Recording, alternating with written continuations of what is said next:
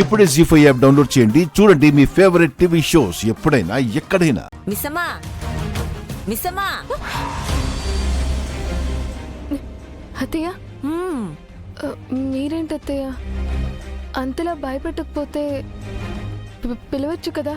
నా పిలుపు గాని నా అరుపు గాని నీ చెవిన చేరితే నేను పిలిచానో లేదో నీకు తెలుస్తుంది. ఓ మీరు పిలిచారా? ఏదో ఆలోచనలో ఉండి వినపడలేదు. వినిపించనంతగా ఏం ఆలోచిస్తున్నావమ్మా? ఏం లేదత్తయ్య, ఇందాక మనోహరి నేను వంట చేస్తుంటే వచ్చి అదోలా చూసింది.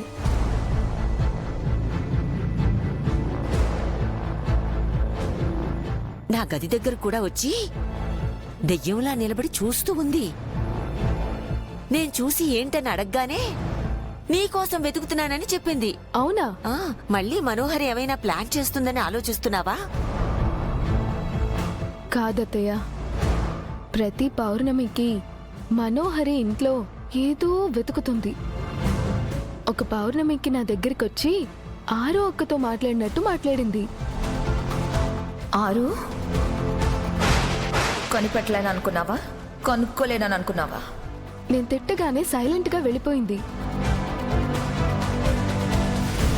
ఎందుకో నాకు అర్థమైపోయింది.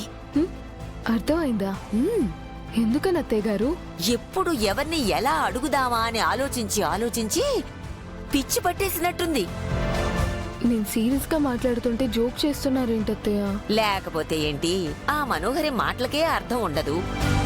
ఇక చేష్టలకి అర్థాలు వెతికితే మనకెక్కుతుంది పిచ్చి. మనోహరిని అంత తక్కువ అంచనా వేయకండి అత్తయ్య. మనోహరి చేసే ప్రతి పనికి ఒక లెక్క ఉంటుంది.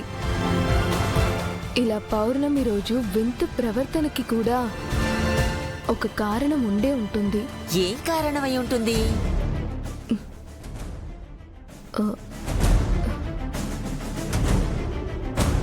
నాకొక అనుమానం ఉంది. అది కుదురుతుందా లేదా అని ఆలోచిస్తున్నాను. ఏంటా అనుమానం? ఆరు అక్క ఆత్మ ఈ ఇంటి చుట్టూ ఉంటుంది అని అన్నారు కదా. పౌర్ణమి రోజు ఏమైనా ఆరు అక్క మనుషులకి కనిపించడం లేదా మనుషుల్లోకి ప్రవేశించడం లాంటి శక్తులు వచ్చుంటే ఎవరిలోకి ప్రవేశించిందా అని మనోహరి పొద్దున్నుంచి వెతుకుతుందనుకుంటా. ఏమంటారు? కథ బావుంది. పేపర్ వాళ్ళకు పంపు, ఆదివారం బుక్లో వేస్తారు. ఏంటత్తయ్య అలా అంటారు?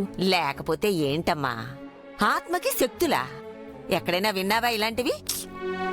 అత్తయ్య ఒకటి ఆలోచించండి. నా పెళ్లి నాకు గుర్తు లేకపోవడం ఏంటి? మీరు మేడ మీదకి ఎలా వెళ్లారో మీకు తెలియకపోవడం ఏంటి?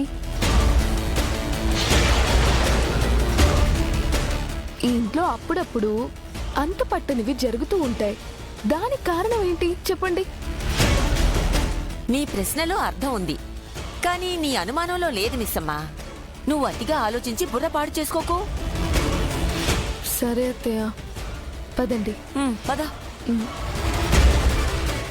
జీ5 యాప్ డౌన్లోడ్ చేసి అన్ని ఎపిసోడ్స్ పూర్తి ఉచితంగా చూడండి.